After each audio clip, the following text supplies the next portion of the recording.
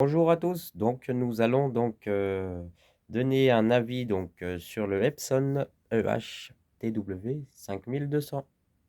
Donc le voilà, donc il a une multiple connectique HDMI, il y en a deux, une entrée pour un port USB.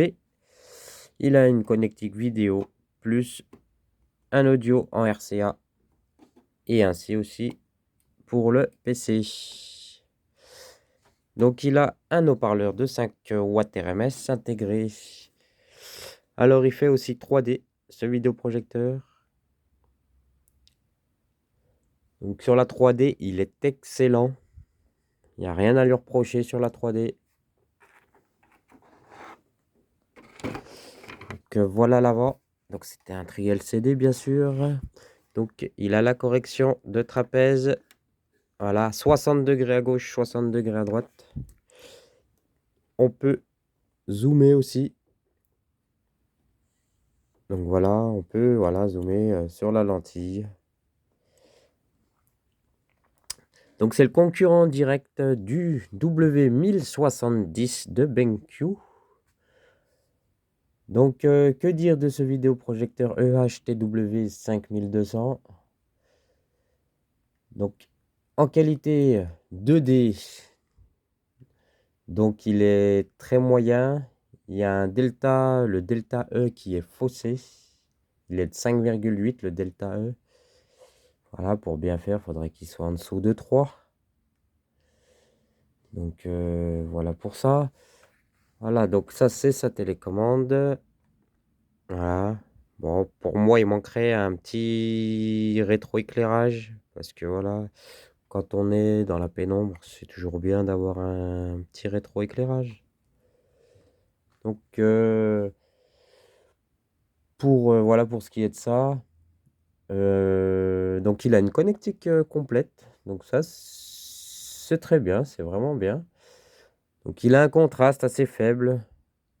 Donc contraste de 15 000, mais bon, mesuré à 700, ce qui est assez faible en comparaison du W1070 de BenQ qui est mesuré à 1190.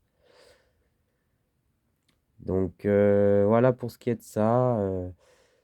Sur la 3D, donc il n'y a pas de lunettes fournies bien sûr, si on l'achète en neuf. Au niveau des couleurs, le gamma, il est de 1,8. Donc ça fait un blanc mais brûlé. Donc voilà pour ce qui est au niveau de la couleur. Donc c'est pas une colorimétrie qui est meilleure en fait.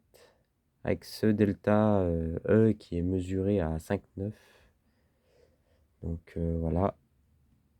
Il faudrait qu'il soit vraiment en dessous de 3 pour bien faire.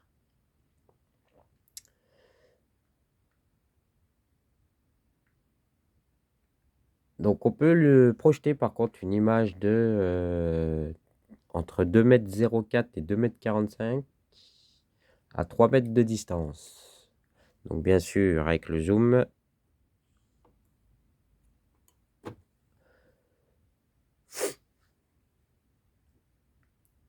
Donc pour le prix, il valait donc 2547 € à l'époque, en 2013.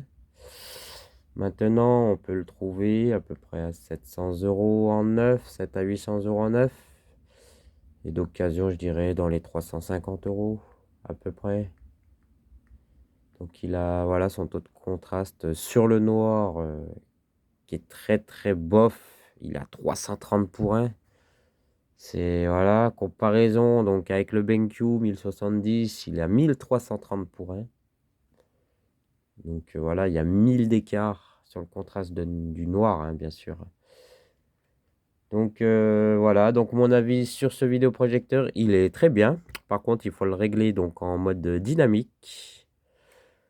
Et en mode normal, c'est pas la peine. Il faut vraiment le mettre en mode dynamique pour voilà, un rendu des couleurs assez net. Donc pousser aussi la netteté sur 15. Donc voilà pour ce qui est de ça. Donc voilà, il n'a pas de lens shift par contre aussi.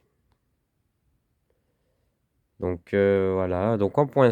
pas de lane shift, un contraste vraiment donc trop faible. Il n'a pas de compensation de mouvement. Voilà, il y a la colorimétrie, donc delta E qui est faussée. Il est de 5,9. Voilà, le ventilateur, il est bruyant. 40 dB. Voilà, donc ça reste assez bruyant. Et il a un petit retard à l'affichage de 45 millisecondes. À 105 millisecondes, donc pas fait pour les gamers du tout. Voilà pour ce qui est du EH-TW 5200. Voilà.